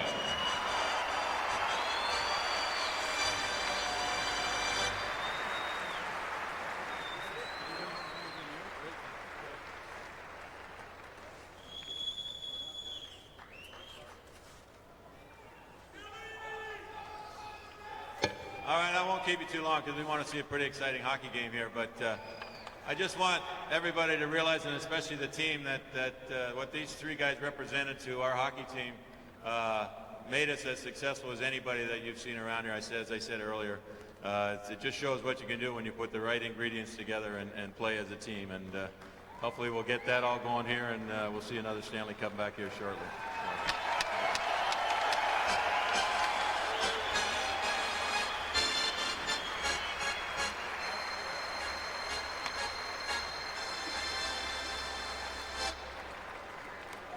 And another typically smooth performance by Clark Gilies. You ever hear this guy do an after-dinner speech? He's a riot. He's great, isn't he? I mean, he speaks so well, and we had the privilege of watching him on the big screen reiterate, his speech from the Hall of Fame, and it was terrific, and he was terrific again tonight. Islanders won the only meeting between these teams last year, an exciting 3-2 game here in March. And tonight the Islanders start out with Yashin between Bates and Parrish. So Michael Pekka off of this line for the time being. Hamrlik and Martinic are the defense. 3 L's up front for Vancouver. Linden, Lindgren, and Langdon. As Hamrlik throws it to the net, it's tipped by Parrish. Jovanovski and Marek Malik are on defense, and this is Trevor Linden, the ex-Islander, number 16, playing it deep. Pretty good save by Danny Cloutier, wasn't it? That was a very good redirection of the puck by Mark Parrish, and Cloutier very coolly made the save. Now it's Isbister. Pekka's on this line with Asham on the right. So a change in line mates tonight for Michael Pekka, who goes to the corner, pounded to the boards by Matthias Olin. Brent Sopel, number 3 on defense for Vancouver, sends it all the way down, and Osgood comes out to field it for New York. Islanders have Cairns and Tamander as the defense pair. Olin with a hit on Asham. Brendan Morrison, number 7 for Vancouver, wheeling in center. He put it off Asham's stick, turned ahead by Scatcher to Asham. He's to the net, can't get the shot off. It pounds off the stick of Cloutier, but goes untouched by an Islander, so Morrison just wheels it out of the zone. And Howie, that was Asham that started the play in the neutral zone with a hit on Morrison, knocked him down, then took the puck, and then followed up the play for the chance. Kenny Janssen, who missed the last game because of a knee strain, back on defense for the Islanders. Up the right wing it goes. Jason Blake got knocked down. Recovered, though, by Blake. He moves up. Stick save made by Cloutier. This line of Scatchard, Weimer, and Blake has been the Islanders' best lately. Matt Cook, number 24, put it behind the net. Trevor Letowski, number 10 of the Canucks, is hit by Hamrlik. Cook looking for the loose puck, has Weimer on him. Jason Weimer pries it loose to Blake, but he can't get out. Kept in at the line by Malik, but Blake pokes it the other way, turns on the Jets, closes in, shoots, and the save is made by Cloutier. And there was Jason Blake making something out of nothing. Yeah, that's the best line, as you mentioned, Howie, and they just continue to create scoring chances by their hard work. And Blake thought he cleared the zone and was kept in at the blue line by Malik. Blake took it right away from him. And they go 2-on-1 the other way. A lot of that, Howie, is just the way they think. I mean, now they're thinking as a line of creating offense. And they're finding ways to do that. No question, this has been the best stretch of Jason Blake's National Hockey League career from an offensive standpoint. O'Coin back on defense now to Janssen. And up the middle, recovered by Pekka to Asham. He shoots, he scores! Aaron Asham! And the Islanders take a 1-0 lead.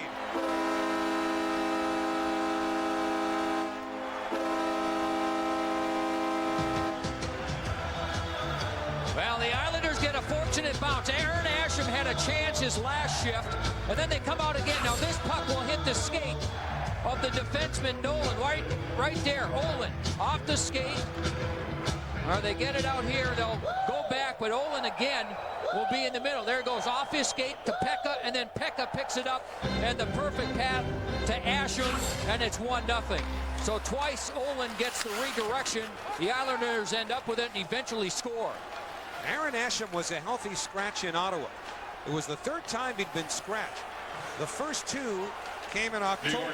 Centering feed deflects and then the Nets pounded off. And there's no further play as Webb squares off temporarily with Barron. But the point about Asham, remember when he was scratched those 2 games? He was angry. Came back, played some of the best hockey of his career. Now he's benched the game prior to this one, and he comes up with a goal before the next game is 3 minutes old. Now here's the play again. Now watch the puck. It just goes off the skate of Olin right to Pekka, and then Pekka heads up all the way, knows that Asham is there, and just gives him a soft little pass. And that's a good wrist shot just inside the post to beat the NHL Player of the Month, Dan Cloutier, in 1-0. And it's a great start here by the Islanders. 6 shots on goal, and 4 of those shots have been excellent opportunities. Pekka and Janssen pick up the assists on Asham's third at 2:56. Big collision with Webb stepping into Barron. And remember, they'd exchanged words just before the puck was dropped. What a hit. I'm not sure Pekka feels all that good. Number 8 came over earlier this year from Carolina. That goes off of Bertuzzi. It wasn't waiting for the return feed. And here's the hip check. Beautiful play by Tamander, and then coming back you see Cairns, who tripped over Warner and head first into the net. Summed up beautifully. Thank you. Out on the hand of Bertuzzi after Bertuzzi hit him. Here's the end of the play. A little bump there. Kenny Janssen just grabs the stick and throws the stick of Bertuzzi and goes back the other way. Those two have been at it all night. Yeah, they have. And then Blake, while that was going on, Blake had a shorthanded chance, and Cloutier with another save. Nobody controlling yet until Cook had a chance. Cairns broke it up. Cook gets it back, and Osgood makes a big blocker save on a quick shot by Matt Cook. Islanders are going to take an icing here, but bookmark that save by Chris Osgood. Different style of play with the youngsters, isn't it? Some of the games in the younger kids are vicious hockey. Good hit there behind the net by Klatt on Martinic. Linden keeps it deep. Martinic grabs it back. 1:45 to go in the third. Mats Lindgren can't get a shot off. Hammerlick had him tied up. Now Martinic leads the Islanders to the Vancouver zone. Now to Lapointe. Claude Lapointe put it off. Cloutier rebound, score! Alexei Yashin with 1:32 remaining, and the Islanders have a 2-1 lead.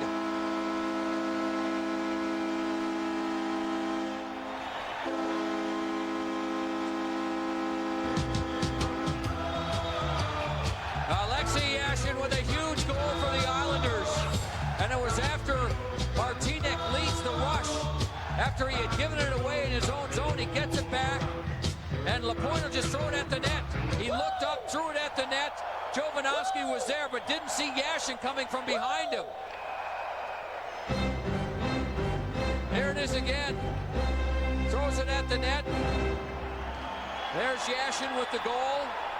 2-1 with under a minute and a half to go. So the 10-game Vancouver winning streak very much on the line. They'll try to get Cloutier out. Matthias Olin behind the Canucks goal. Yashin now extends his point-scoring streak to 9 straight games.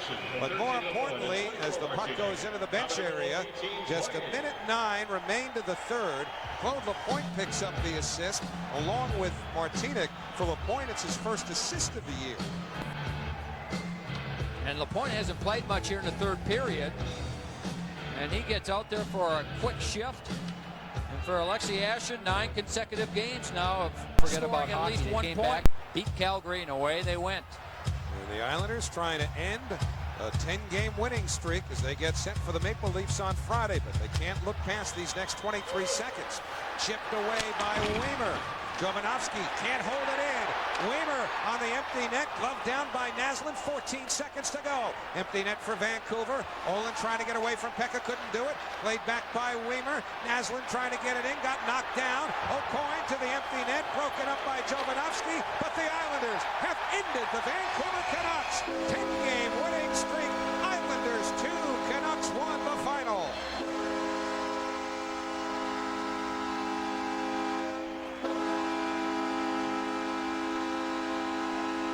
The game winner by Alexei Yashin. Mark Crawford, for the first time since on the 6th of November, knows what it feels like to lose. His team came alive in the third period, but the Islanders dominated the first two. And it was only the goaltending of Dan Cloutier that prevented the Islanders from having a much larger lead after two periods when they were just holding on to that 1-0 lead. But the goal by Alexei Yashin in the last 2 minutes of the game turns out to be the game winner. And the Islanders played hard. They really played hard in this game. They had a great first period, and Martinic led the rush. And here's another look at the game winner. Thrown in front. Cloutier really can't control the puck, and Yashin was there. Islanders 2, Canucks 1. We'll be back to the Nassau Coliseum in a moment. The Canucks 2-1 on a late goal by Alexei Yashin, which is our Bud Light goal of the game, brought to you by Bud Light, proud supporter of the National Hockey League. Well, Vancouver came out storming in the third period and tied the game. They were getting the better scoring chances until this right here. Just coming off the bench was Claude Lapointe, throws it in front of the net, and Alexei Yashin, before Jovanovski can clear it, watch Yashin just get right in front of Jovanovski, 55, and he puts it in on the short side. A huge goal for the Islanders. And you talk about a team that needed the points, and Yashin was the number 2 star in this game with that huge goal, the game winner, Howie. And, Islanders you defeat think about the Vancouver Canucks in what at times was a hard-hitting game here at the Nassau Veterans Memorial Coliseum. These teams are going to meet once more this season. That will be in March in Vancouver. Aaron Asham got the Islanders off to a good start early against Dan Cloutier. But even though the Canucks would eventually tie the game, that late goal by Alexei Yashin was the difference as the Islanders defeat the Canucks 2-1, ending a 3-game winless streak of their own, never mind Vancouver's 10-game winning streak. So now you can think about Darcy Tucker and the Maple Leafs all you want. We'll have it for you on TV 55, Friday at 7. So for Joe Micheletti, Deb Kaufman, and our entire Fox Sports Net crew, I'm Howie Rose. Have a great night.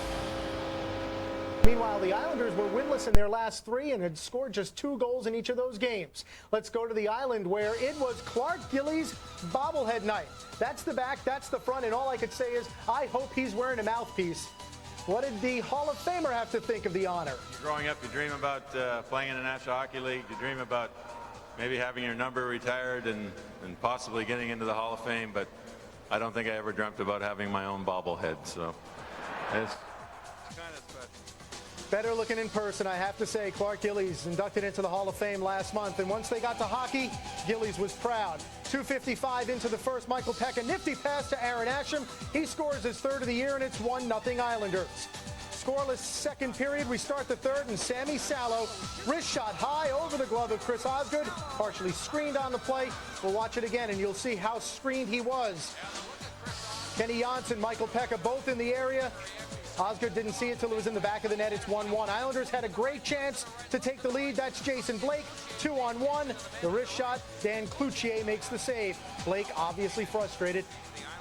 A little over a minute left in the third. Radek Martinek, up ice rush to Lapointe. He takes the shot, and then Alexei Yashin is there for the rebound. He scores. 1:32 left.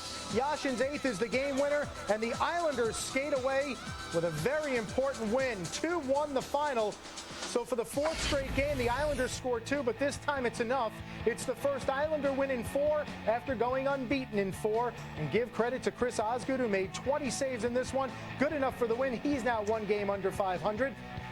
The 10-game winning streak for the Canucks is over, the 5-game road winning streak. And for Alexei Yashin, 12 points in his last 8 games. Won their last 10 games, have been very good on the road. They had won 5 road games in a row. They had won 4 in a row on this 6-game road trip. And there you see the Canucks, as I mentioned, going for their 11th straight victory. The team that beat them last year, the New York Islanders, when they were also equally as hot. Couple of minutes in, Mike Packett, Aaron Asham. Asham goes posted in. His 3rd, it's 1-0 for the Isles. Now the Canucks try to answer right back. Off the turnover, Todd Warner lets the quick shot go. Chris Osgood makes a save. He was very sharp. You make the Hockey Hall of Fame, and this is what you get. Clark Gilies, a bobblehead. I'm surprised he's got his gloves on. Second period, Islanders power play. Dan Cloutier stops Pekka. Then Adrian Aucoin gives his former teammate, Todd Bertuzzi, a little kidney massage. He wanted to. Busy period for Cloutier. Stacks the pads as Pekka fights for the puck. He's still looking for his first goal of the year. The Canucks down 1-0 going into the third period. It's Bertuzzi battling behind the net. This was Vancouver's best period. They didn't play particularly well in the first or the second, but they get it going here. Sammy Salo with the twisted wrister, his second of the year. That ties it up at 1. More Bertuzzi moves in front. Chris Osgood right there to make the save. Later in the third, Claude Lapointe throws it in front. Alexei Yashin didn't do anything all game until right then. He gets his 8th, and it's a big goal. Ding dong, the streak is over. The Vancouver Canucks lose 2-1 to the New York Islanders. So much for their 10-game winning streak. The Canucks could have broken their franchise record. The Canucks had a chance to pull even with Dallas for top spot in the Western Conference. Not bad considering Vancouver started this day with 3 games in hand on those Stars. Big number 9, Clark Gillies, honored before the game by the Islanders for his induction into the Hockey Hall of Fame. Here he is, your NHL Player of the Month for November, looking to make it 11 straight. Vancouver wins early first period. Jason Blake, his shot stopped by number 39, Cloutier. Islanders still pressed. Janssen to Pekka to Aaron Asham. What a shot. 1-0 Islanders. Canucks looking for the equalizer. Henrik Sedin's going to get the biscuit to Todd Warner. Warner stopped by Chris Osgood. We go to the middle stanza. Islanders on the power play, looking to add to their lead. Roman Hamrlik to Mike Pekka, denied by Dan Cloutier. Now, Aaron Asham comes up front to Mike Pekka. Dan Cloutier stacks him, keeps it out. Period 3 now. Cloutier keeping the Canucks in this game. Third period, Canucks trailing 1-0. Todd Bertuzzi to Naslund to Salo. He scores and does so wearing Robert Nordmark's old number 6. 1-1. Canucks keep coming. Naslund with the shot. Stop. Bertuzzi. Stop. Chris Osgood with some solid Islander tending. Islanders pressing. Claude Lapointe off Cloutier right to Alexei Yashin. Uncovered there by Jovo. Islanders take a 2-1 lead. Late third, Canucks pull Cloutier and they get a chance. Brendan Morrison off the base of the post. That was it. The streak is over. Islanders shade the Canucks. The final score was 2-1. Islanders snapping that Canucks 10-game win streak, so Vancouver misses a chance to move into a tie for first place in the West. You know what? They would have moved into a tie for first place in the entire NHL. Canucks' first loss since November the 6th. Yashin with his 38th career game-winning goal. And Vancouver still has not won in Uniondale since way back in 1998. Now, after the game, Dan Murphy spoke with the Isles' Aaron Asham. Last year in March, Canucks came into Long Island with a 5-game road winning streak. It was snapped, so they couldn't break the record. This season, back in with a 5-game road winning streak, and the Islanders do it to the Vancouver Canucks again. I'm joined now by Aaron Asham of the Islanders, and you guys must have got up for this game, and must feel good to get that win on home ice. Oh, definitely. It's been this year's been a bit of a struggle for us. The pucks aren't bouncing our way, and we're getting some soft goals going in. But tonight we worked hard, and we tried to play our game plan, and it worked out for us. I want to talk about the defensive effort you guys put forth. You're facing a pretty offensive team, and yet you held them quite 12 shots after 2 periods, not too many in the third period, and not many good scoring chances. What was the game plan going in? Oh, it was pretty much try to shut down their top 2 lines. Bertuzzi and Naslund and Morrison are on the top 3 forwards in the league. So we just went out there. We had a game plan of 1-1-3, and we tried to execute it, and it seemed to work out. You opened the scoring in this game. Perhaps tell us how that goal looked from your angle. Oh, it was just Peck's made a pretty good. Actually, Kenny threw it over to, and it seemed to hit a few players, and Peck just passed it over to me, and I kind of just tried to get in on that, and in a sense it went in. So we kind of like those ones. The crowd had some good energy at the start.